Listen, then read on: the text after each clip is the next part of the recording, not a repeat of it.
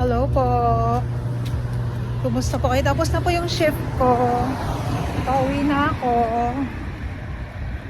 At papunta lang ako dun sa parang hintayan kasi may sundo ako. So hindi ako nagdala ng sasakyan, hindi ako nag-drive. So alas 8 na, mag-aalas 8 na ng umaga. Inaantay ko lang yung sundo ko. Tawid lang ako. So yan. Maraming nagtatanong kung mas maganda ba ganito yung tanong, alin ba yung mas maganda, yung agency or yung direct hire? Yun yung mga madalas na tanong agency or direct hire. Ang masasabi ko kasi depende. Okay, sa totoo lang, akala ng ibang tao ay basa. Upo sana ako, nakakaloka na basa dito. So ito parang may upo-upuan dito. So ayan yung hospital. Doon ako nanggaling sa likod. Tapos ito ako, upo sana ako kaso nahamugan yung upuan. Try ko lang.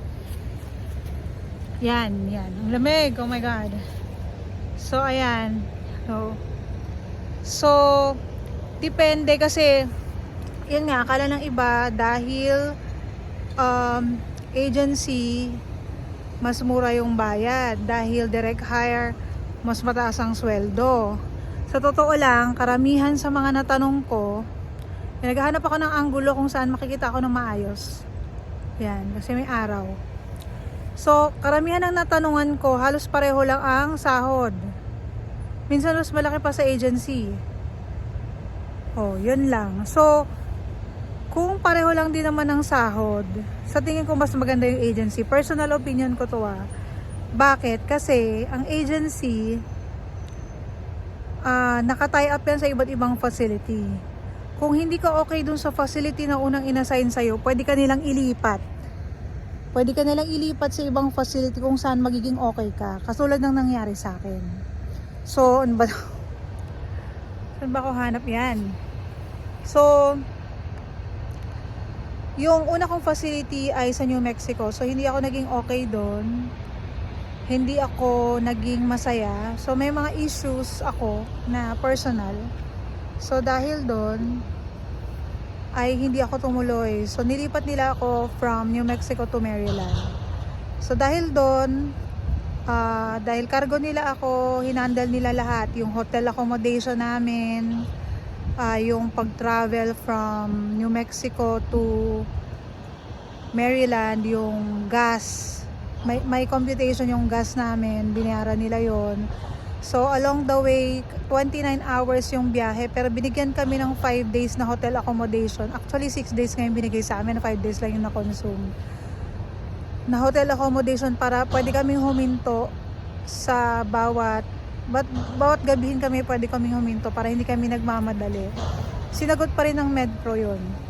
Pagdating dito sa Lanham, wala pa kaming apartment, naka-hotel kami for 2 to 3 weeks, sinagot pa rin ni MedPro yun ng aking agency. So pag direct hire, hindi ko alam kung gagawin nila yon kasi ayaw mo na nga sa kanila di ba? Paano halimbawa nagka-problema ka dun sa nag-hire sa'yo na hospital, anong option mo? Wala ka ng option. So ang option mo is mag-buyout. Samantalang si MedPro, wait nga, nangangalay ako.